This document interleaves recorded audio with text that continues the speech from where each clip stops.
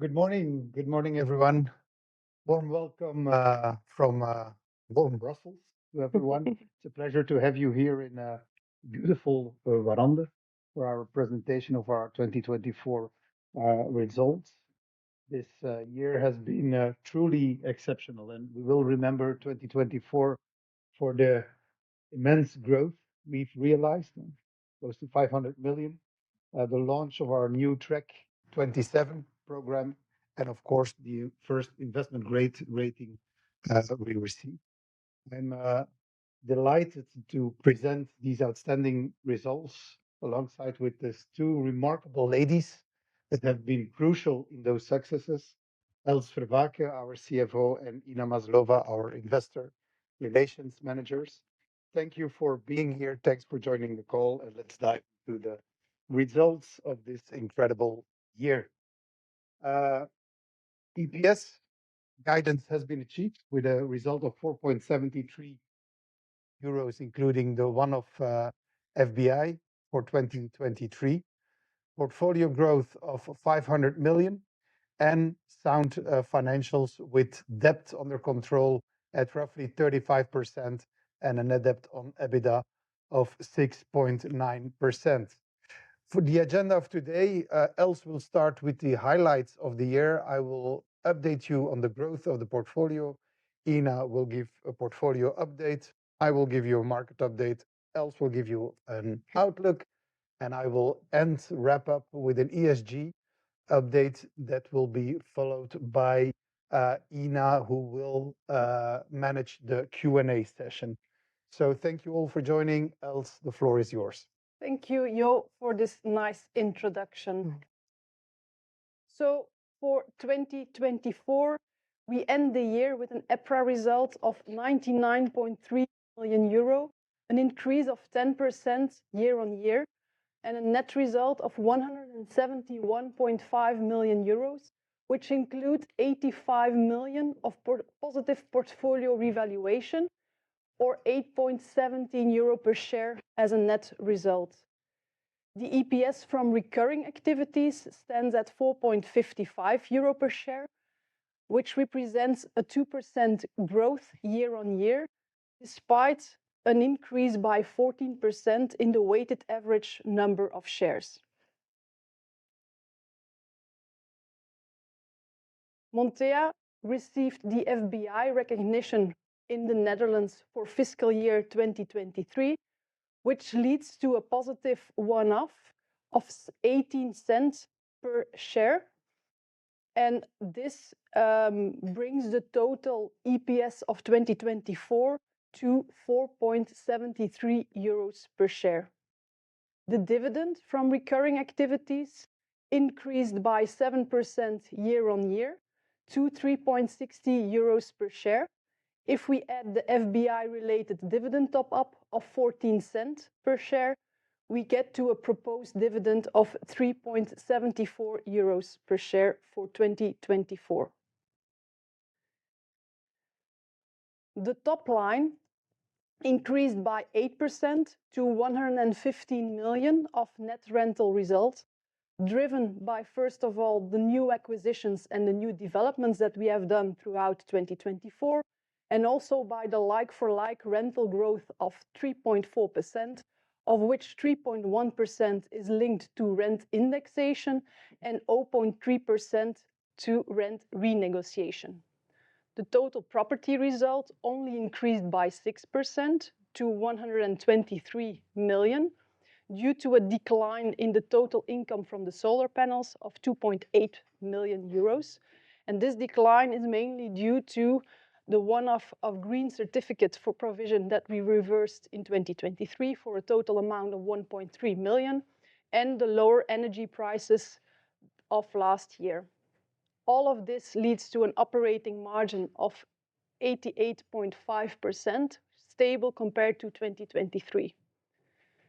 The decline in the financial charges reflects the interest increase, the capitalized interest increase, which is due to the transfer of Tiel, Waddinxveen, and Born into the development pipeline. The tax result is positive, as you can see, and this because of the including of the FBI-related provision reversal for 23 and 2024.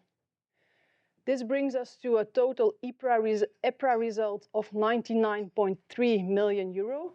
Based on a weighted average number of shares, we get to a EPS from recurring activities of 4.55 euro and a one-off of 18 cents, which totals up to 4.73 euros per share for 2024.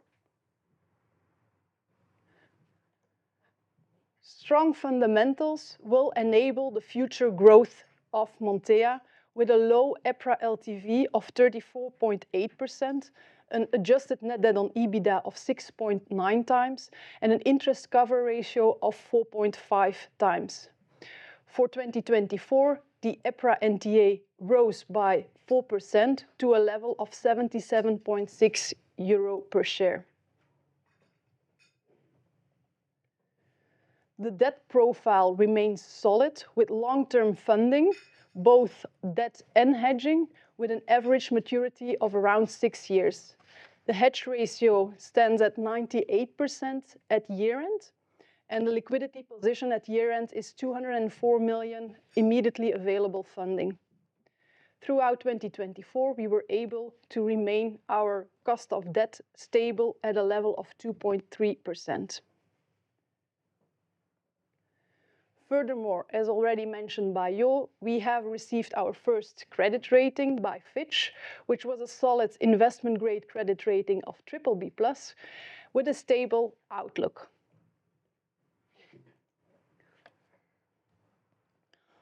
Not 59% of the funding is coming from the private placement market, 40% are bilateral credit lines, with an average remaining term of 5.7 years.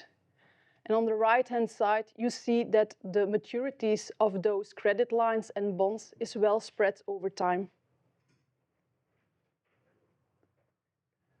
Back to you, Jo. Thank you very much, Els, for this update. As already mentioned, 2024 has been the year with the largest growth in our portfolio in our history. I remember when I joined Montea, we had a portfolio of 250 million. So basically over the last year, we did 2 times the size of the company in 1 year, which is quite significant. We invested 440 million in total, and we have another 57 million in execution projects in execution.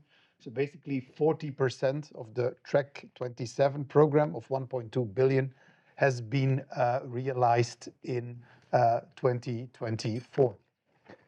This is a new slide, but I think it's a very interesting slide. I like it a lot. It's about how we grew over the last 6 years. And basically what you see is the blue color is standing investments, just buildings we bought in the market. All the green colors are linked to what we call value creation. It's either in-house developments, it's developments with partners, it's energy project, and it's the land bank. So basically what you see that apart from the crazy 6 months in 2022, the first 6 months of 2022, over this period of 6 years, there's roughly on average 20% or less that came from buying standing investments. So 80% of the growth comes from value creation, from things we do, business we try to make that is not linked to just buying buildings in the market, but that is linked to us trying to create value. Some deals we did over the last year, most of them you already know, of course. The Reverso deal, which was the largest deal we did in the year. Hamburg, which was a great deal in the port of Hamburg at 6.5% with nice rent reversion potential. Ghent Kortemate, sale and rent back with TML. And Zellik is a project where we signed a lease for a new project and we were waiting for the permit. We did some land bank in Holland and in the port of Antwerp. 100,000 square meter was delivered over the last year in Antwerp, in Holland, in Tongeren, in Vorst, in Brussels.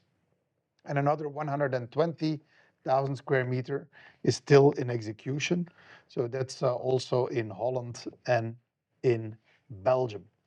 All these projects, either delivered or in execution, will lead to development margins of roughly 48 million euros. 100% of them are pre-let, and the average duration, let's not forget it, of those in execution on first break is 14 years. So it's really creating value for the long term for our portfolio. Then next to that, of course, we have this nice portfolio of another 280 to 300,000 square meters that are either have their permit and are waiting for a tenant, or have a tenant and are waiting for their permit. Some of them are in advanced stage. I know I would love to tell you more about it, but we don't communicate on it unless it's 100% sure. So things are happening, but I can't go into detail on that. But as you see, we keep on having the ambition to have an average yield on those of yield on cost of 7%. So there's a lot of value creation that will come from that pipeline that is taking indeed a bit longer as we had anticipated 2 years ago. But we believe that the value is there, given the strong rental market, the rent levels. We believe that the 7% yield on cost is still attainable for us. These are the projects we are currently doing in Belgium. These are the projects we are currently doing in Holland. And next to that, we were able to increase the land bank to 2.7 million square meters now. Of course, in 2024, that was mainly driven by the Reverso deal. 2.7, that means roughly development potential of 1.4 million square meters over the next years, which is more than 50% of the current portfolio. And let's not forget, more than 80% of this land is on gray and brown fields. 45% of this is yielding today at an average yield of 5.8%. Here you get an overview of these land plots. And so I will hand over the floor to Ina now for the portfolio update. Thank you, Jo. To start off with, we've achieved a positive portfolio valuation of 72 million over the course of 2024. This has accelerated in Q4, and both components are linked first and foremost to development gains, where most of the value creation has been achieved, but also our standing portfolio has seen a positive value creation over the course of 2024. It's an increase of 3% year on year, and we do see that the EPRA net initial yield on our portfolio has stabilized at 5.1%. Our portfolio has now reached a size of 2.8 billion, so we remain firmly on track to get to our size of 3.5 billion, which we target by 2027 end.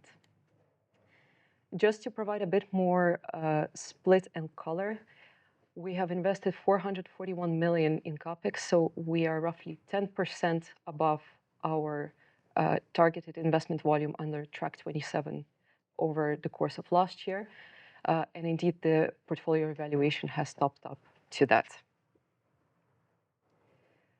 We continue to focus on both pillars of growth, and certainly the value creation for us has been predominantly coming from our development pipeline since 2022.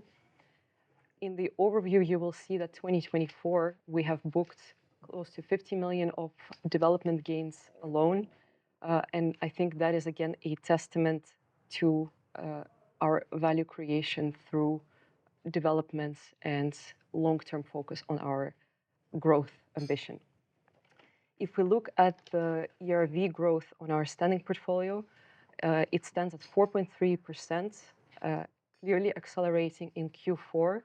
This has predominantly been linked to the acceleration we've been seeing in the Netherlands, given the fact that the market has been quite active, and certainly the letting activity is also gradually starting to pick up. And on the standing portfolio, it does reconfirm the resilience of our portfolio with yield effects on the valuations now stabilizing, and ERV growth is the one that has been the driver for the revaluation of our standing assets. Looking at where we capture and where our portfolio currently stands versus the market, our reversionary potential on the portfolio has reached 12% now. It's up 2 percentage points versus Q3, and our net reversionary yield stands at 5.3%. So that's roughly a 20 basis point yield spread versus where we're currently valued. And that has indeed, again, been driven by the fact that the valuers are seeing growth in rental levels in the markets where we operate. Touching upon an important topic of our standing portfolio on the lease maturities. So for today, we have, of the 9.5% of the leases that we have maturing over the course of 2025, we have already renewed or extended leases on 58%. One point that's important to mention is that the remaining 42% are predominantly skewed towards the second half of the year. So we will see a gradual evolution of the 58% figure over the coming quarters. If we look back at 2024, we have achieved a renewal rate of 96% on the same level of leases that we have maturing this year. And on the 2% of the rent roll that we renegotiated last year, we have achieved an average rental uplift of 12%. So that is broadly in line with where we see the reversionary potential on our portfolio. Looking forward, certainly on the occupancy rate, we stand again at 99.9%. What we expect over the course of 2025 is even looking at a lower retention rate. Historically, we've been at 85%. Out of prudence, if we take into account 80%, we would still come out at an occupancy rate above 98% over the course of 2025. So that again reconfirms the quality of our assets and the strong positioning in terms of location. Jo, back to you on the market update. Thank you very much. Thank you very much, Ina. Indeed, I would like to go a bit deeper on those market dynamics, looking at the four markets we're in. If you look at Belgium, we try to put in dark blue the main corridors of the country. Obviously, this has always been the Golden Triangle, Ghent, Antwerp, Brussels, where we are mainly active on that axe, Ghent, Antwerp, but also the spillover from Holland going on the axe Antwerp towards Liège. And you see that in Belgium, apart from Charleroi, that is 12.3%, and that is really having an impact on the average. You see that in Flanders, occupancy rates are still roughly between, vacancy rates are still roughly between 0 and 3%. So a very good market. And as you can see, close to every building is on those main axes. Same goes for Holland, where we focus indeed on Amsterdam, Rotterdam, Tiel, Northern Brabant, and Limburg, markets that are doing very well today. And in France, we see, of course, with the reversal portfolio, we now added next to the French backbone, we also added the Atlantic arc to our portfolio. Apart from the northern part of France, which everybody knows where there's more land available, these markets are performing quite well. And in Germany, where we are still kind of a startup, markets where we're active around Frankfurt and Leverkusen are also performing very well. There's not a figure for Hamburg. Why? Because there's 0 vacancy in the port of Hamburg. So that's an easy figure, but also performing very well. And this is an interesting slide, in my opinion. It shows on the left-hand side, it shows the take-up. So I take Belgium as an example, which was in the top year 2023, 1 million square meters. That came down to roughly 650,000 square meters in 2024. So take-up is indeed down in every market if we compare 24 to 23. But what is interesting to see is if you look at the right-hand axis, that shows you the speculative development compared to the total take-up. You also see that in every country, speculative development has come down also. So basically, the development is following the trend in the market. There is no risk, I can't repeat it enough, there is no risk in our sector for oversupply. A, the land is not there, and B, there is no premium you get from speculative development. So only 13% in Belgium, 5% in France, only 7% speculative development in Germany. Holland is an outlier with 37%, but that is mainly linked to the take-up that came down significantly. And what we see is if we look at where this speculative development is, this is mainly on B and C grade locations, so not really in competition with the locations we are looking at. Another very interesting, in my opinion, market figure is the rental growth in the countries we're active in. What you see is the rental growth over the last 10 years. And of course, if you compare Europe to the UK, it's really an outlier. But if you look at the countries we're in, we see that Benelux, France, are below the average of European rental growth. So we are actually, although we had rental growth of 25 to 30% over the last 3 to 4 years, you see that they are going up, but they are still below the average in Europe. So we feel really confident in our markets that the rental levels we're currently at will be sustainable over the coming years. With this positive message, I go to my CFO, who will give us an outlook. Thank you, Jo. For 2025, we reconfirm our guidance of 4.90 euros per share of EPRA results.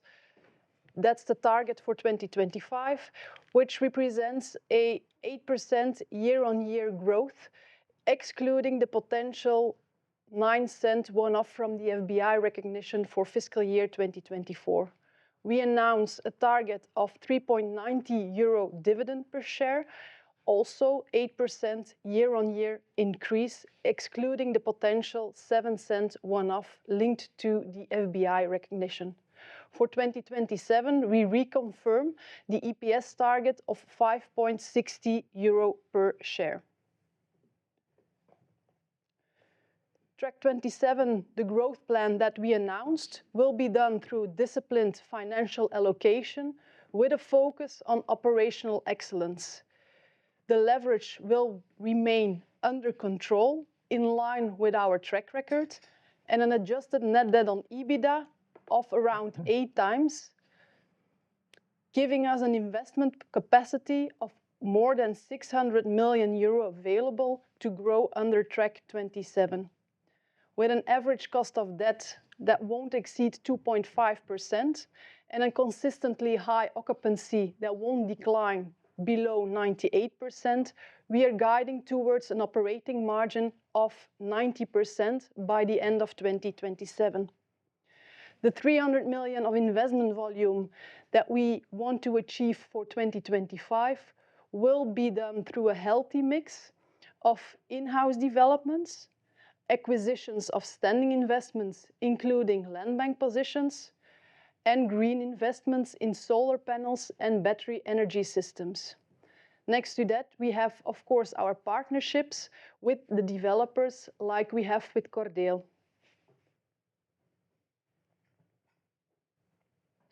We have a track record of a 9% EPS growth per year on average, and for the next years, under track 27, we guide for a 6% increase in EPS per year on average, going to 5.60 euro per share for 2027.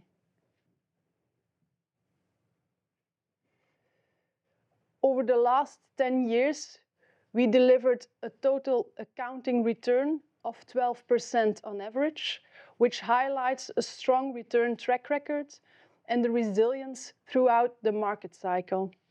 We were able to achieve a solid EPRA NTA growth also in times where the repricing of the logistic real estate happened, and I'm referring to the years after 2022, you see that the EPRA NTA continued to increase despite the repricing that was seen in the market. And this is linked to the fact that we have, of course, a very qualitative portfolio, and the value creation that was done through value creation with in-house developments.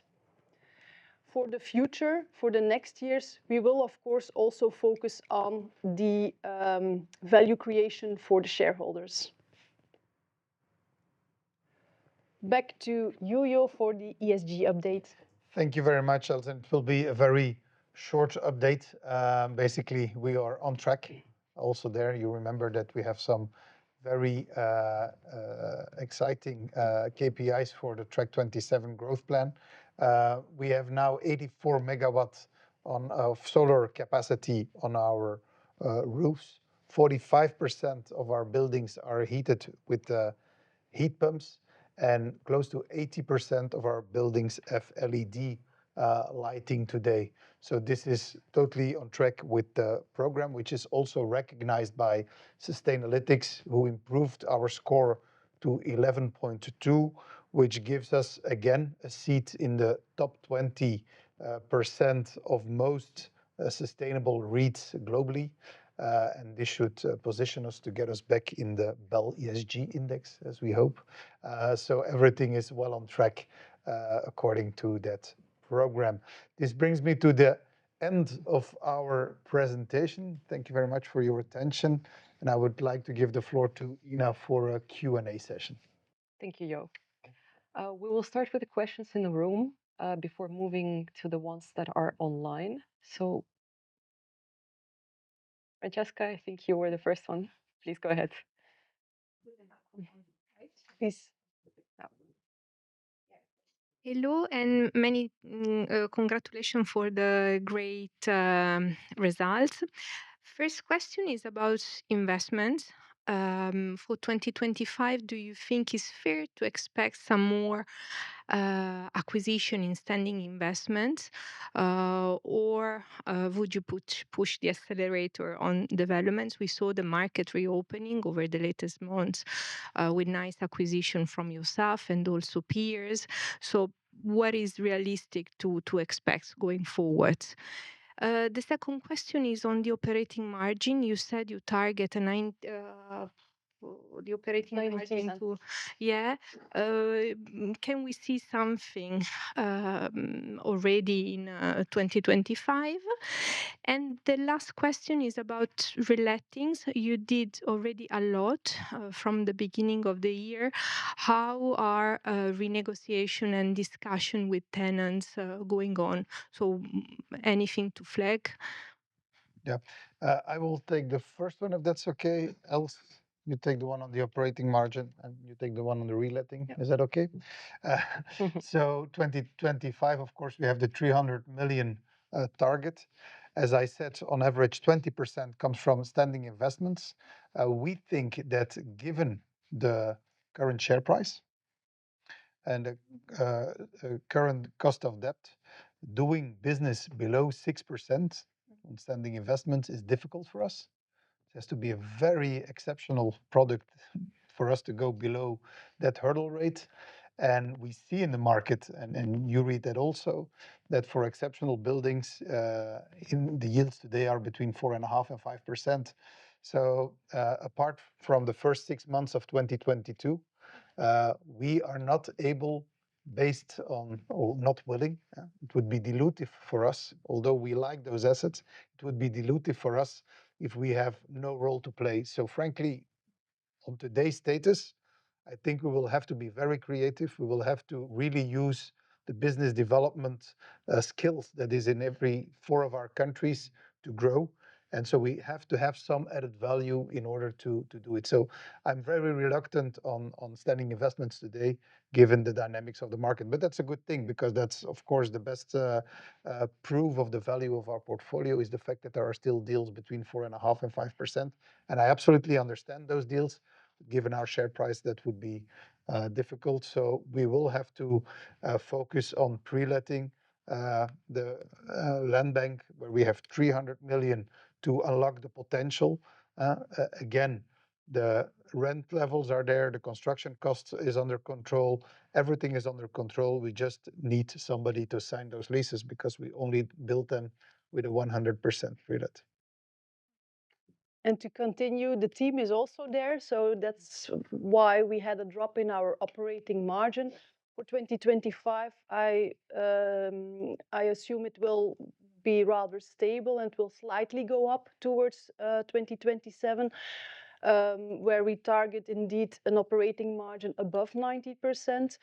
But with the fact that, of course, new people were hired throughout the last year as well, this has an impact, because those people, the run rate of those people will also have an impact on the 2025 figures. So the increase will be slight and visible really towards 2027. To make it very, very simple, we need those in-house developments in order to get the operational margin back to 90%. So the full focus of the organization is on realizing those in-house developments. Yeah, and on your last question about the re-lettings and renewals we achieved in 2025 so far. So if we look at the split of 58%, it's roughly 50% of breaks. So the tenants simply did not exercise that break option. And the other 50% was renewals. Renewals we have actually signed not with new tenants, but existing tenants.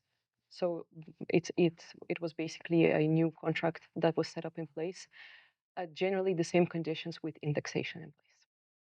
So that's at the moment where we stand.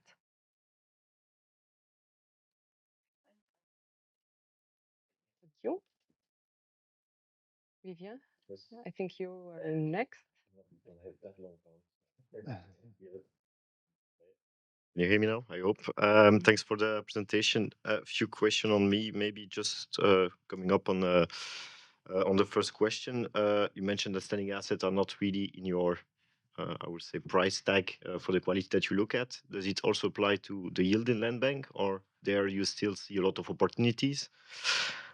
Then secondly, into seeing that you mentioned the partnerships as a way to maybe look like you did with Cordeel. Maybe a bit of a view on in which country you believe it's applicable, and what type of agreement are you looking at, and what will be your criteria in such partnership? Because of course the profit sharing agreement is the key to get your good share of the development profit, but where are your limits or your willingness there? And then the last one will be on the capex. So you did better than expected. Congrats. Does it mean that they will be lower around the next 3 years, or just 40 million top up to your target? Thanks. Thank you, Vivien, for your questions. I will take them. Now on the yielding land bank, that's definitely where we see opportunities. I think Reverso has been a very good example. For many years now, we position ourselves as a developer and investor. Now, the developer is always cash oriented. When he buys a land, he wants to develop it as soon as possible, so get the money back. An investor is looking at long-term returns. We believe that the positioning of Montea is somewhere in between. We can live with residual income for the next 4, 5, 6 years, and then see the potential of redevelopment. So a lot of deals we've done, for example, Diemen, for example, Maastricht, it's even a 9-year lease, but it's a triple net, so we are not involved in any works that would need to be done in those 9 years. So for us, we see it as a yielding land bank. So if we can unlock the potential in 9 years, that's fine by us. So for us, the yielding land bank, the positioning between the pure developer and the pure investor, that's the sweet spot for Montea. So I absolutely believe that a lot of the growth will come from that branch. On your second question, partnerships, that's of course the reason we put this now really clearly in our communication, is because for the first time, the fact of having that 600 million shooting capacity where Els was talking about is valued again. Let's go back to 2022. If I was talking to a developer at that time and I would say, we can team up and we can finance part of your development and then we share the margin, he would say, why would I work with you? My bank will finance it at 1%. And at the delivery date, you can take a ticket like 80 others investors and just give me a yield below 4% and you might have a chance to be in the second round. That has changed. And it took some time for some parties to understand that the market they were used to is not coming back very soon.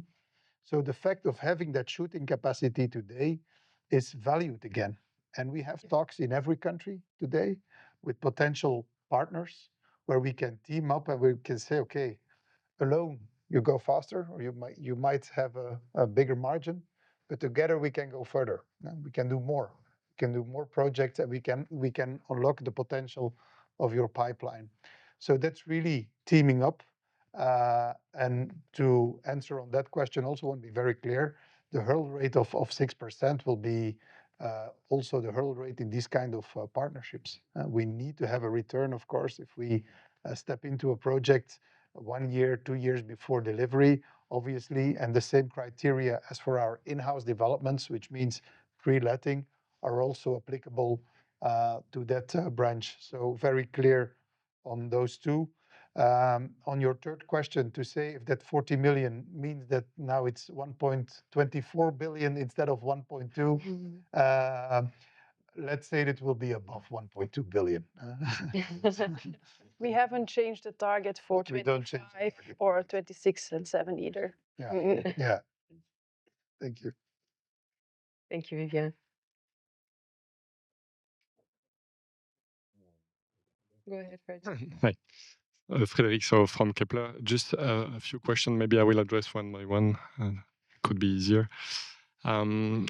Just on your remaining 760 million euro you need to invest. So 270 million still come from the pipeline, and 500 million will come from other projects. What will be the percentage of in-house development out of those 500 million?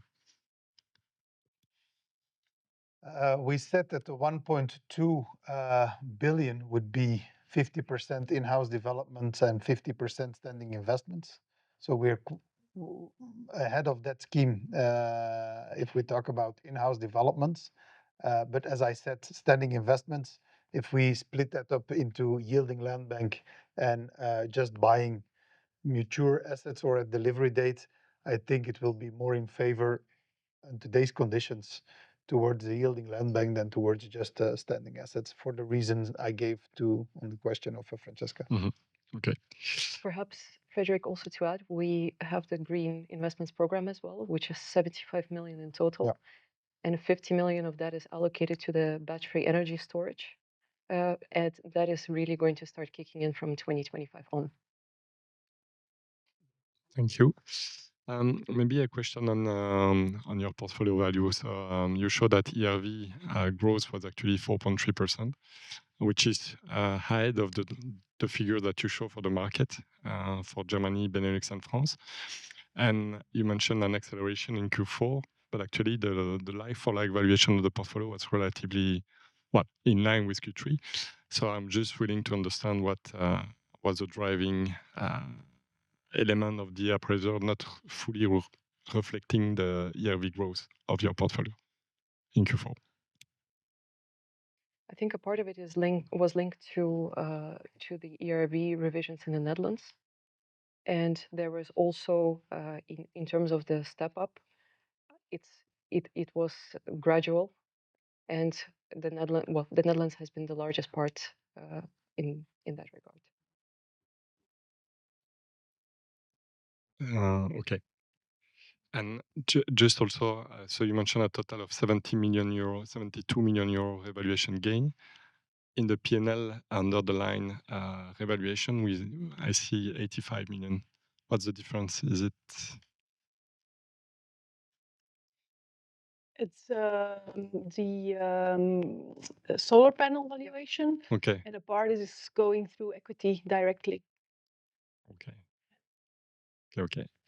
And final comment, just on the slide 41 that you showed, I think on the total return, I'm not so sure the above chart is correct, but can look at it. For instance, in 24, you show 4% total return, but actually your dividend is already at 7. So it should be probably double-digit growth this year. But the relative impact, I think, was a bit smaller. Sorry? Relative impact. You have to speak a bit louder. The relative impact is a bit smaller, but we can. Well, we can take it offline after that. Great.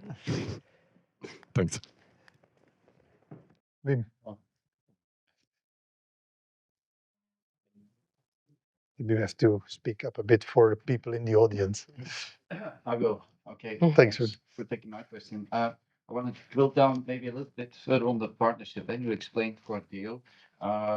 Cordeel, I think, announced a new CEO, also the results. Is Cordeel kind of the preferred partner? And could that also extend into battery or other, they also have these technical partnerships? And then maybe follow on to that, and I think also Vivian asked the question, is there any potential for JVs in France? Look, for instance, Argan is selling down their portfolio. They recently sold a data center, bring their LTV down. Is that something that you in talks with? Or that makes sense if you want to grow there, you want to build scale, and somebody's selling assets, that could lead to maybe some kind of partnership? Well, I think partnerships have always been in the heart of our growth. Remember, for those who have been with us for quite some time, they remember we had a great partnership with MG Real Estate at the time, where we did a lot of nice developments in the airport of Brussels. We did nice developments in Willebroek on the Axe, Brussels-Antwerp. We've done great partnerships in Holland with parties like Build to Build. Cordeel is indeed a good example of an ongoing partnership. There is no exclusivity from their side nor from our side. We work together on the battery project, but there's no exclusivity. So it's really, we're open for business. That's the message we want to bring in the market. Yes, France is a very interesting market on that. So we're talking to a lot of people today. But of course, if somebody wants to go to a GV and has the same profile as we have, again, that would be for me a standing investment deal. So it would be rather difficult because we value our portfolio at 5.1%. They will probably be in the same league, in the same figures. So it would be difficult to do a deal that is both lucrative for them and accretive for us. So I think that is a difficult one. So I think when we talk about partnerships, it's more towards developers than towards investors. Okay, just last on that, because being inside of France, also because of the red tape, would also bring something else than just standing assets, more like skills in negotiating, as with the portfolio you just bought, that there's a lot of potential to be developed, but you also have to get these things done. Well, when we talk about the operational margin that is under pressure, or that is at 88.5, and we would like to go to 90, that's because of the R&D department we have built in France and Germany. We have now in France a team of 12 people for a portfolio of 500 million. So we really need to step up there, but we have all the skills in-house, both on business development, on asset management, property management. So we really need to do it ourselves. So we don't need to team up in order to get skills in. No, we have them on our payroll today. That's great. Last follow on, it's a bit of a technical question. We noticed that the capitalized interest, and you explained that because of its change of the calculation. Yeah.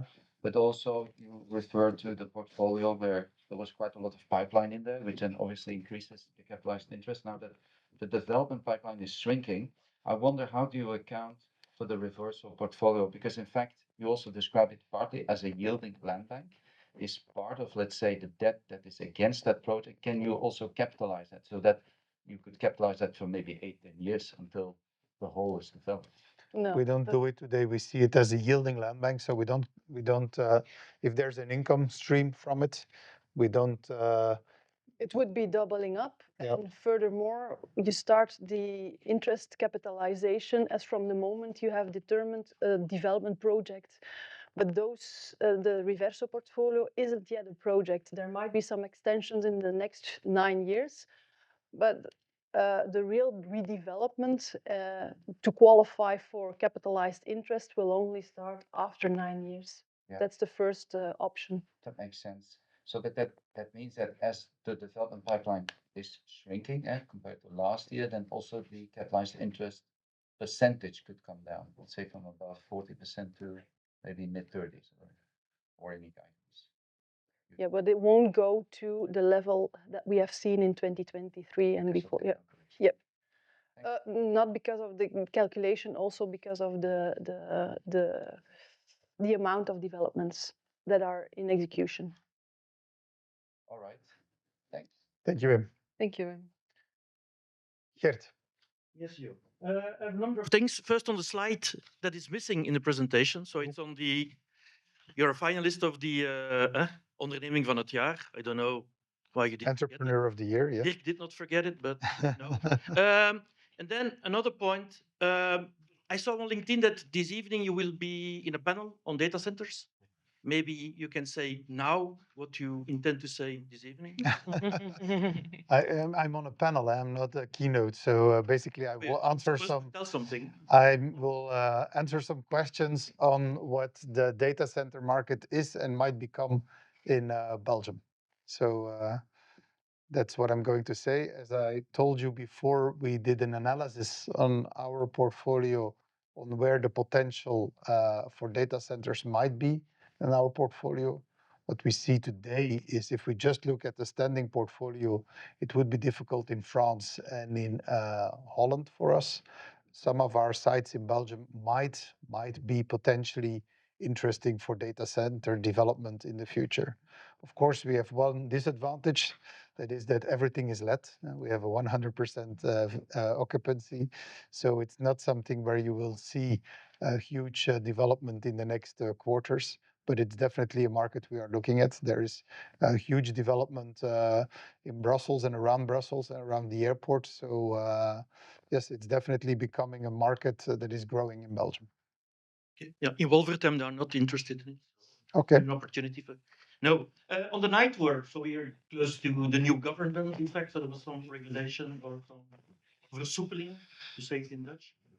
Okay, it's too early to, maybe it's too late, too early to say something on that. It's never too late because e-commerce is only at the start of his huge development. You remember here that I've always been very vocal on that. We've seen the impact it has had in the past. There's been major players that all moved to Holland 10 years ago. It was dramatic for Belgium. If we look at the figures today, for every inhabitant in Holland, there is 2.5 square meter of logistics. In Belgium, it's 1 square meter. So there's more than double of surface per square meter in Holland. It's not that they spend more because we both spend roughly 14% of our purchases we do on internet. So basically the Dutch have the same behavior as we as Belgians have. We just outsourced that business to the southern part of Holland. There's a reason why they all developed in Tilburg and Waalwijk and Breda is just because there was this night regime which we didn't have in Belgium. If we look at the UK, the purchase there via internet, via e-commerce is 28%. If I compare that to the 14% in Belgium and Holland, I think the market will double over the next years. So it's a great thing that we finally get a change there. It will be very important for the sector.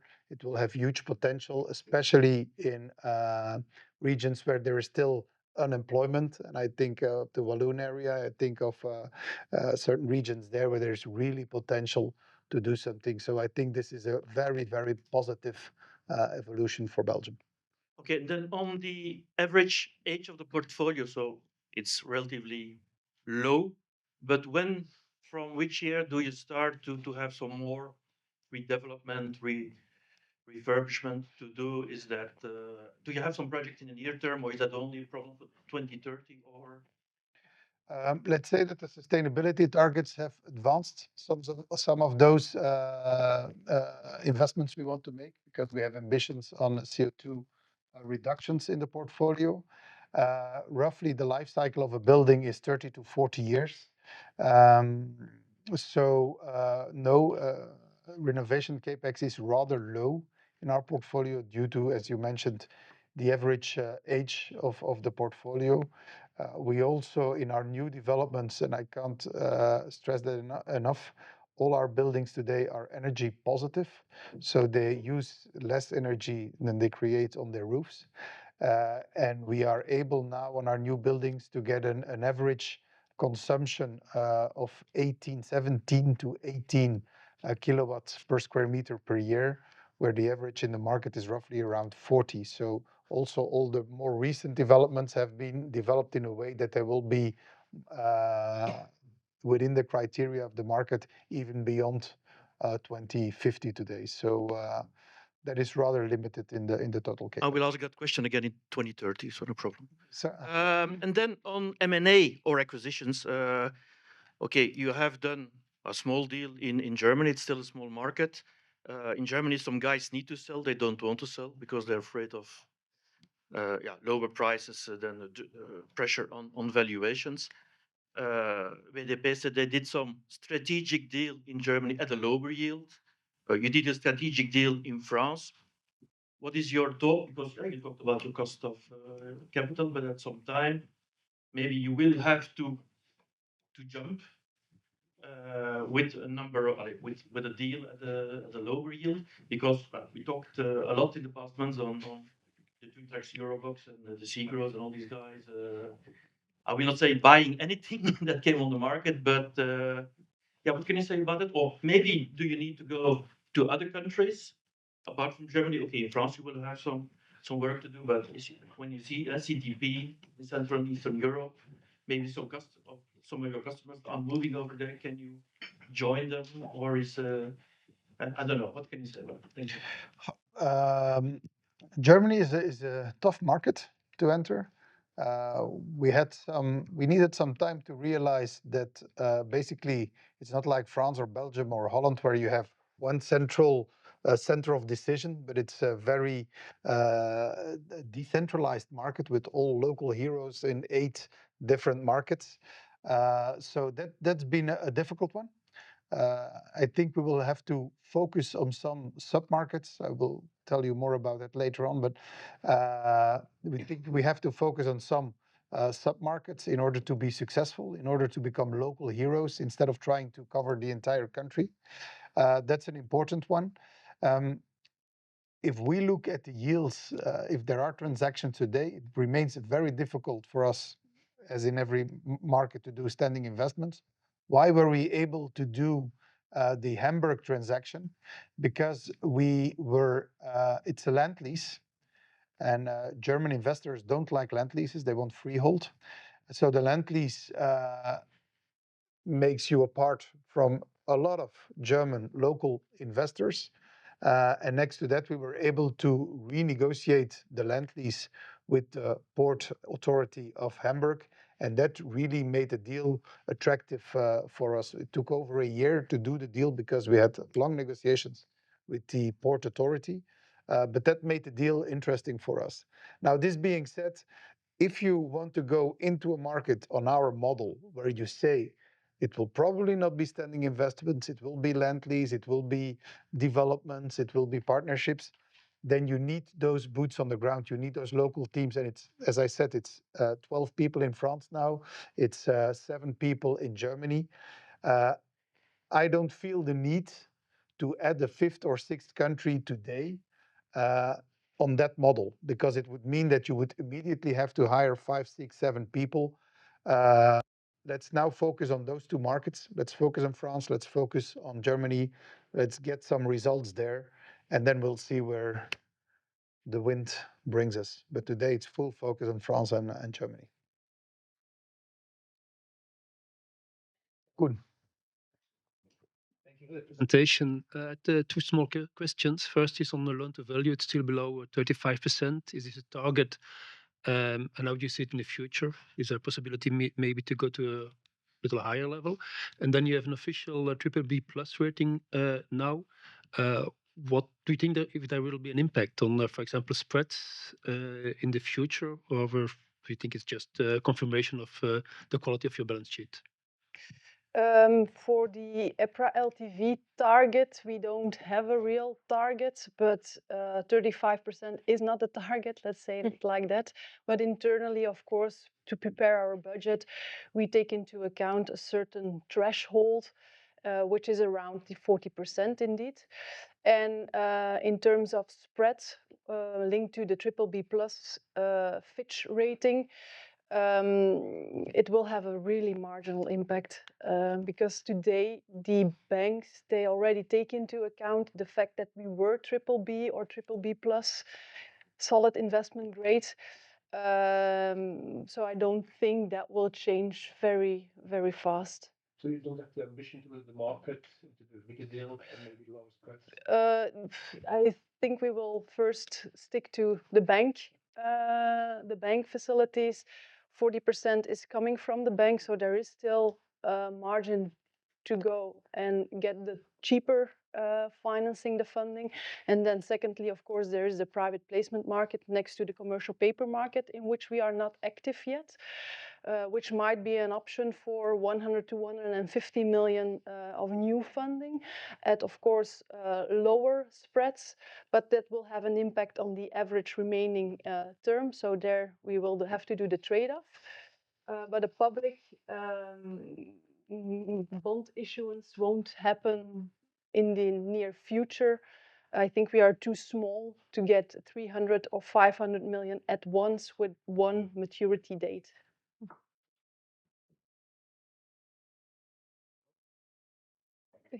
Francesca. Maybe just a follow-up question on his questions. How do you see the cost of debt evolving for 2025 and what you consider for the guidance? We think it will continue or remain stable at the 2.3%. That was the percentage of 2024. And we target for a maximum cost of debt on average of 2.5% till the end of 2027. And this is linked to the combination of bank funding, commercial paper, and private placement market, where the latter is the most expensive one.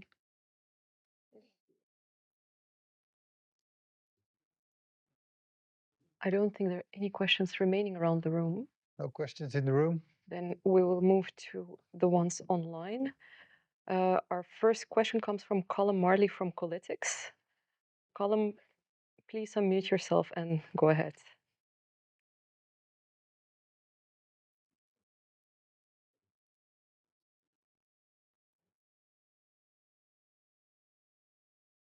Colin? Oh, can you hear me?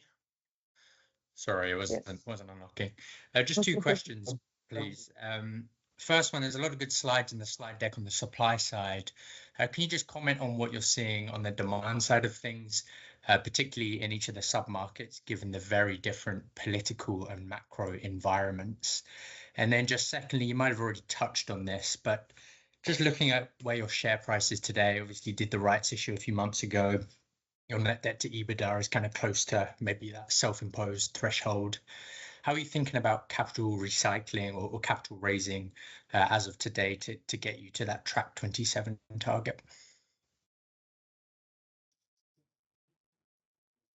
Thanks for your question. I think on the demand side, we see there is still traction. There is still possibilities, mostly linked to sectors like e-commerce, of course, is a very important one. We think that, of course, Amazon is back in the market, very important one. We see them in every country today. They are looking back at opportunities. Next to that, food, pharma are, of course, very interesting in the market. And of course, Germany is struggling with the automotive sector. That's not a secret. But in short, I think it is very important to look, and that's what we try to do in this presentation. It's very important to look at the micro markets. There can be huge differences within one country. I showed you the example of Belgium, between 0 and 12%. So it's really a sub-market play that is very important now. On your second question, I will ask Els to elaborate on that. Yes, so indeed we are today at an adjusted net debt on EBITDA of 6.9, and there we have an investment capacity of more than 600 euros available to grow to that 8 times. Of course, under track 27 won't mean that we will do the first 600 million only by debt. But for the investment volume that we target for 2025, we see that this can be done through that. That's clear. Thank you. Thank you. And of course, we leave the options open for contributions in kind and other capital increases next to public capital increase or an ABB transaction. Thank you, Colm. Next question is from Thomas Rothauser from Deutsche. Thomas, good morning. Please go ahead.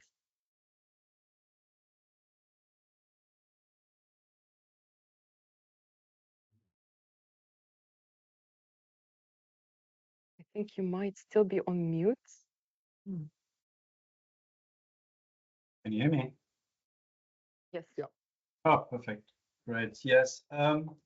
Couple of questions. The first one actually is on the pre-let activity. I mean, possible to get any more color on what we can expect for this year? I know you are cautious to comment, but would you say you feel more confident now than 3 or 6 months ago? And then the second one is overall on dynamics of demand. Given the weak economic outlook overall in Western European countries, what would you say at what point of the cycle would you say we stand currently? I mean, do you think we are already through the trough? I mean, one of your peers has recently switched to a more positive tone here. And also here more specifically, is it correct you basically stick to the more cautious view on the retention rate? So you expect it a bit lower, I think, than historically. And then thirdly, on the ERV momentum and rent reversion, just wondering if you can more color on that. What has been the driver? I think you mentioned Netherlands. Yes, I think that's it. Yeah. Thanks for your questions. It's not a problem of confidence. I think we absolutely believe we have the right product on the right location. We have the candidates in place, but there has been so there's basically on the fundamentals, there are no questions. And it's also shown by as you mentioned, the rent reversion. So there is no question. It's just about parties having the courage again to take decisions, companies being able to take decisions again. And there has been an absolute standstill in 2024. I wouldn't want to talk about confidence. We are confident about the quality of the product. But when we talk about getting those deals signed, I would like to prove it. I would like to be here back with you guys in 6 months and really be able to tell of the 300,000, we're having 100 to 150 in development. So let's wait for that signal. My personal target, as I mentioned in the presentation, we delivered new projects, 100,000 last year. We will deliver this year 120,000. That is now already in execution. Well, then we should be able to add at least 100,000 this year. But it will really depend on those parties taking the decision. And it's always it's about two or three deals. That's what we're talking about. So yes, I feel confident due to the quality of the product, but it will be a tough market because it's decisions to take, because it's about new buildings. Of course, the reversion is that you see that the occupancy rate in our existing portfolio remains very high, at 99.9%. As Ina mentioned, even if we would take 20% of those that are not committed yet, would leave us, we would still be above 98%. So the resilience of the existing portfolio, because of that clear focus on the core locations and core quality, is now really showing off. So that's where we believe in. And retention, as Ina mentioned, 96% in 2024 is really high, or retention and re-letting. So that's very good. And of course, rent reversion, yes, it was mentioned last year. I don't think we will see major step-ups over the next year. And it's about getting that gap. It's about closing that gap between our current rent and our ERV, and the famous 12%. And it's good to see that over the last year, on average, we were able to close that gap. So we have to continue working on that. But we don't see, as I already mentioned, any pressure on the rents. And I think looking at it, as we did in the presentation, on a larger scale, if you compare it to the UK, if you compare it to the European average, let's not forget we are in the 4 markets with the highest scarcity. It's the 4 markets where take-up has always been higher than what can be brought to the market. Demand is higher than what can be brought to the market. So there is absolutely confidence that the rent levels will be sustainable. And thank you. Thank you. Thank you, Thomas. Our next question comes from John Wong from Kempen. John, please go ahead.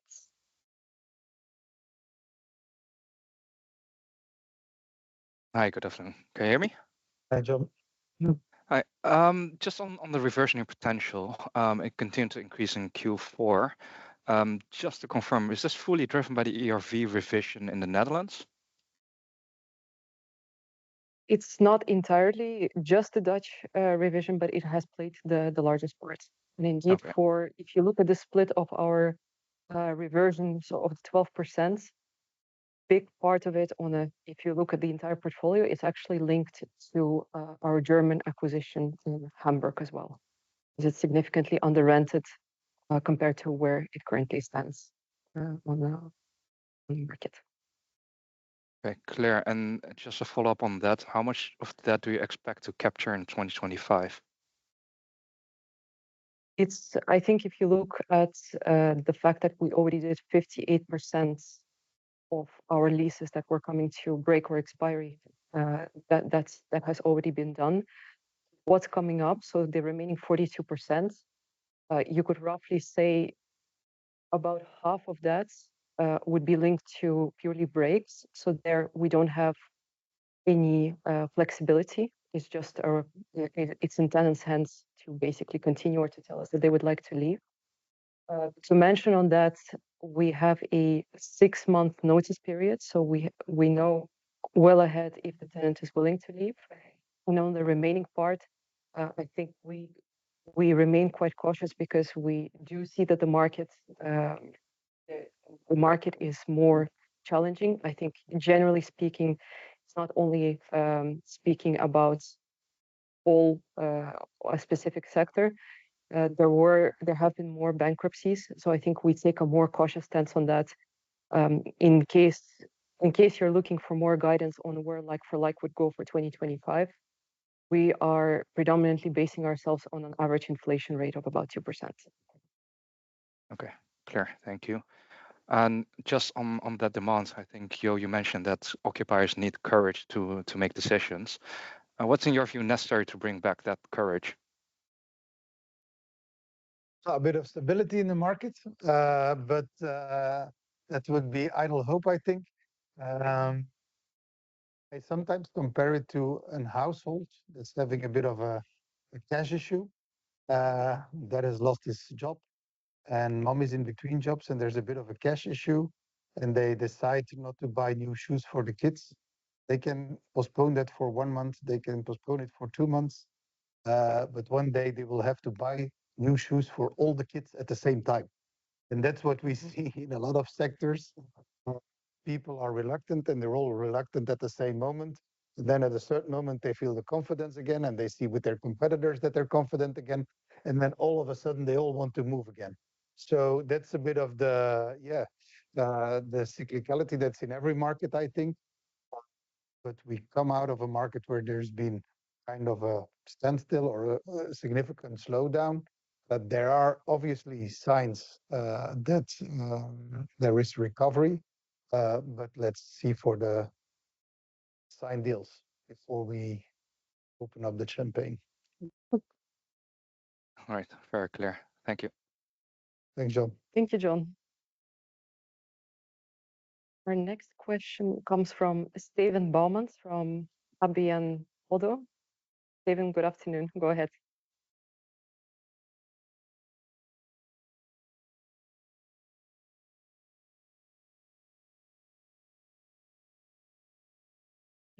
You're still on mute, Steven. Oh.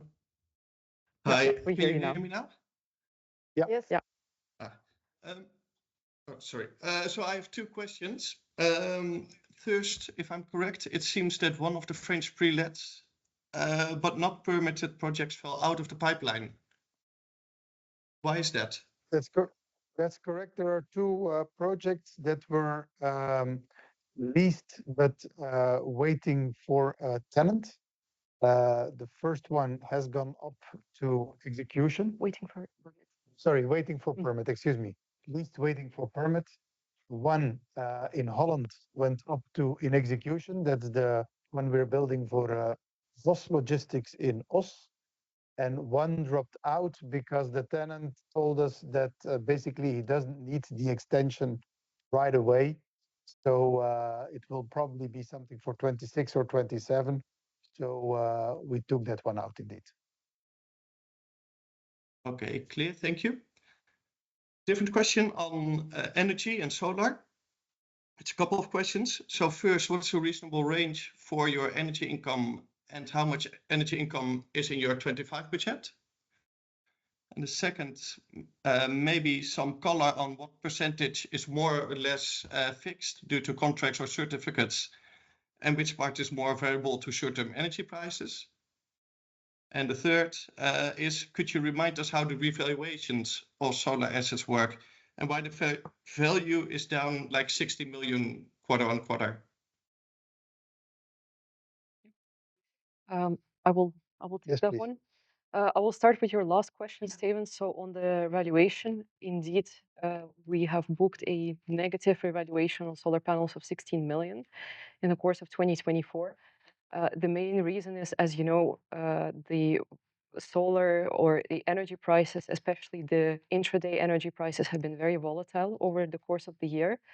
And effectively, what this means, in some cases, they even went negative. So what is now included in our valuation assumptions was the adjustment of where where the original estimates on the energy prices have been.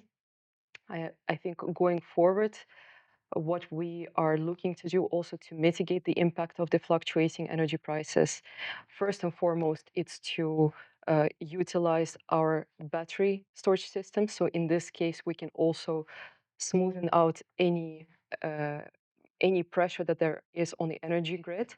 And at the same time, we will also have curtailment measures, in which cases we can effectively, in where there are no solar, let's say battery storage systems available, we can effectively shut down the generation in case the energy prices are negative during the day. But the idea is to really, if we look at the actual utilization rate of the energy we produce on our warehouses, currently it's at around 35%. So what is really being used by our tenants. And the idea for us is, with the introduction of our battery storage systems, that we would really utilize as much as possible and also have a third-party management system for us that would be able to help us, let's say, play on the energy market to optimize the revenue. And on the points regarding our income for 2025, if it's okay for you, we'll take that one offline and we'll provide you with the exact breakdown. It's roughly 7 to 8% of our top line income is coming from solar panels. 7 to 8%. Okay.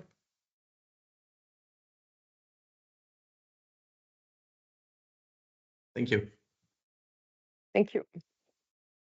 And our next question comes from Kanat Mitra from Barclays. Kanat, good afternoon. Please go ahead. Hello. Thank you for taking my question. So a couple of questions. How do you see your yield on cost trending? I think the last we spoke in Q3, it was slightly above 7%. So are you seeing in your pre-letting discussions rents tick up? That's one. And if the other one is in terms of occupational markets, how do you see warehouse utilization going? Because there was a point that came up in our last conference call. I think it was you saw a slowdown to more normalized levels of 80-90%. And how are generally how are pre-letting discussions going on so I mean how much can you move online in execution over the next few months? I didn't catch the first Thank question on the 7%. Could you repeat that question, Kanat? You said something about 7% in your first question. Was that rent reversion? Yes, yield on cost. Yeah. Oh, the yield on cost, excuse me. Yeah, so the yield on cost of 7% for in-house development for the pipeline we already communicated, that's still 7%. Why? Because this is, of course, land we bought time ago. So if we see the increase in the rental levels and we compare that to the construction cost, we are still able to get that 7%. For new land bank, for new opportunities, it will probably be around 6.5%, roughly between 625 and 675, but based on a pre-let basis, so zero risk on the development itself. So yeah, the 7% for new developments we add to that land bank will be challenging. So roughly around 6.5, but the 7% on the one we already earmarked in 2023 now, that is still very valid. As said on the reversion, as Ina mentioned, 12% last year, that should be the target again this year on those where we have the opportunity to renegotiate, because let's be very clear, more than half of the leases that are included in that 9% are breaks only for the tenant. So we cannot renegotiate the rent there. It's just a break option from their side. So it's only in a limited part where we are able to renegotiate, but that 12% on that part should be the target again, given the fact that current rent is 12% below ERV today. Sorry, I was asking about warehouse utilization. I think you in the last conference call, I think you said they were down to pre-COVID levels or a more normalized level of 80-90%. Do you see any tick up in that? Occupancy rates? The utilization rate of the warehouses. Okay, the utilization rates within the building. Yeah. Yes, they are back at normal levels between 80 and 90%. This is indeed still the case. Absolutely. Yeah. And also, just on yield on cost, just one follow-up. So you see construction cost kind of offsetting the rent increases that you are getting in if you were to have a pre-let today. I think at some point it was slightly above 7%, if I recall correctly, based on a kind of a spot level, what you saw then. Well, what is important in the construction of a logistic warehouse is that basically the part that is linked to wages is lower than in other sectors. roughly 40% of the total construction cost is linked to wages, 60% is material cost. So we are less impacted by the indexation of wages. And that makes construction cost, of course, much less impacted in total for us than in some other asset classes. This being said, we also see that some of the order books of the construction companies are under pressure, which gives us some more leverage to negotiate. So construction cost is absolutely under control in all 4 of our countries today. Thank you. Thank you for taking my questions. Thank you, Kanat. Thank you, Kanat. I don't think we have any additional questions online. Last check around the room. Gert, please go ahead. Yes, on taxation. Maybe when we discuss that, we'll be not hungry anymore, but okay.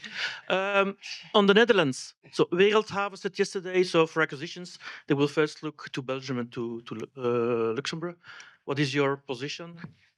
Will you use a higher yield requirement to compensate for that, or don't you bother? Or? You mean the abolishment of the FBI status? The abolishment of the FBI status also gives us some opportunities. It was a very strict regulation. We were not allowed to sell services. We were not allowed to sell energy. So it also had its limitations.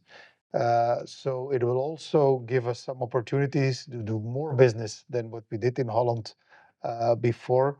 And I think the effective tax rate on the total portfolio. If you look at the new developments for the Netherlands, the effective tax rate of those new developments, if they are green, BREEAM outstanding or excellent, then that would mean that the effective tax rate is 0% for the first 5 to 9 years. So if we add that on top of the fact that the normal effective tax rate of assets that were FBI previously, that is around 7%. The average new effective tax rate for the coming years is below 4%.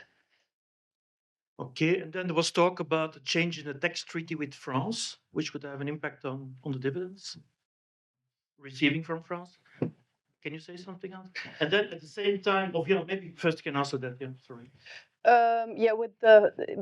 Because of the fact that there was no government and we have some issues to get something in place with 5 governments, that we don't know when it will be applicable. But indeed, there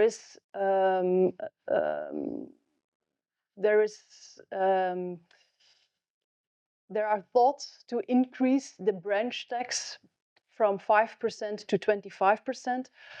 The dividend upstream coming from France is very limited. So today, looking at absolute figures, the taxation that we pay in France is less than 200,000 euros. And then, indeed, on that dividend upstreaming, because if you pay a tax on dividend coming from the Netherlands or Germany or France, it's not showing up in the consolidated results. So it's normal. It's non-consolidated. Can you say something about you have some cash leakage? If only you pay 5% on the dividends coming from Germany, okay, that's limited. There is some impact. So how do you deal with that? So I've been discussing this with the 2 or 3 REITs recently. So very complicated and. That's but for Germany, there is no dividend upstream because there we pay taxes, so there we don't apply for the REIT regime.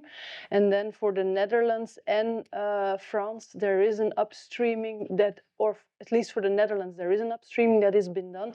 But for France, there is just a taxation. There is no obligation to do the upstream. Okay, thank you. Frédéric. Here's the last question. Last one.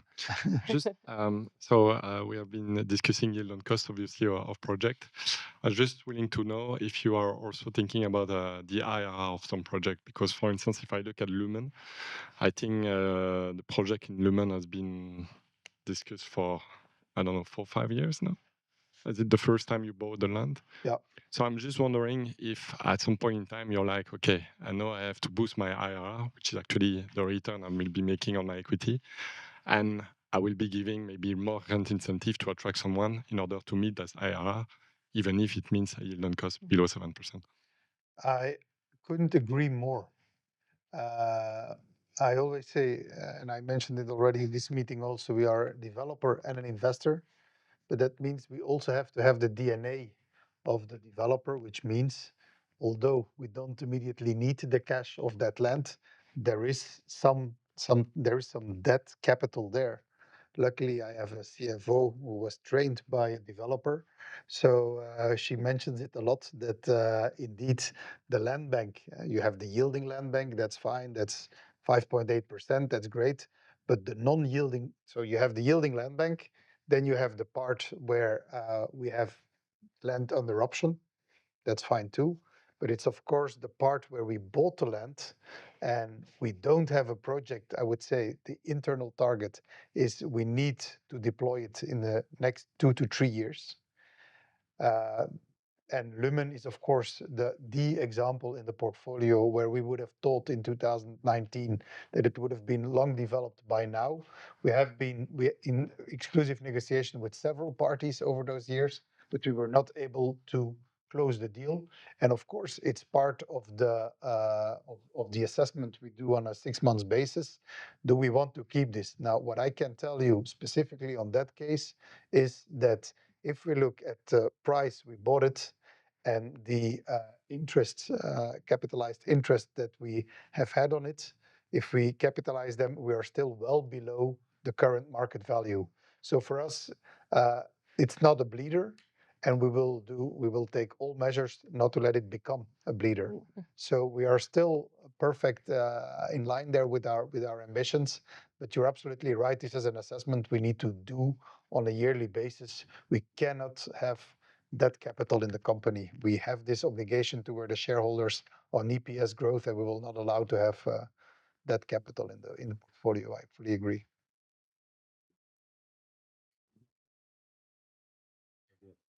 Yes, please. I'm going to be annoying. Sorry, one last one. Just a bit of a view on your yielding land bank. How much is potentially coming to an end?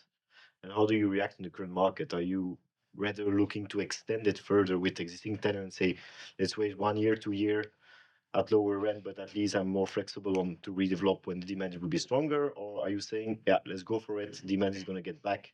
We can maybe add it back to the pipeline. Can you quantify a bit what is coming back to you recently? So for us, the definition of the yielding land bank is actually its assets where you have an acceptable income today, and the 5.8%, that's acceptable. It's not great. It's just below our hurdle rate of 6%, but it's good. But we see that there is more potential once the current tenant would leave. So we have to see an upside, otherwise it's not a yielding land bank. If something happens to the tenant and you have a problem, then it's not a yielding land bank. So all of them have an upside once the tenant would leave. So to say now, oh, let's hope they're not leaving this year because it might be better in 2 years, that's not the case. It's all on strategic land, at strategic locations. So for us, all of them are absolutely, we're looking forward to redeveloping them. Of course, they are well spread over time. As I said, there's land that will become available in 2026, but there is also land that will become available in 2036. So basically, it's well spread over time, and that's why I remember when we had the same discussion 2 years ago, everybody was saying, yes, but you're going to use that land bank and you will not be able to replenish it. I think we have proven now that we are able to find opportunities in the market, in all of our markets. So yeah, and they all, I want to be very clear on that, they all have upside once they would become available. Thank you very much. Thank you for joining. Thanks for all your very interesting questions. Thanks for joining, and for people on the call, thanks, and hope to see you soon in person on one of our roadshows. Thank you very much. Thank you. Thank you.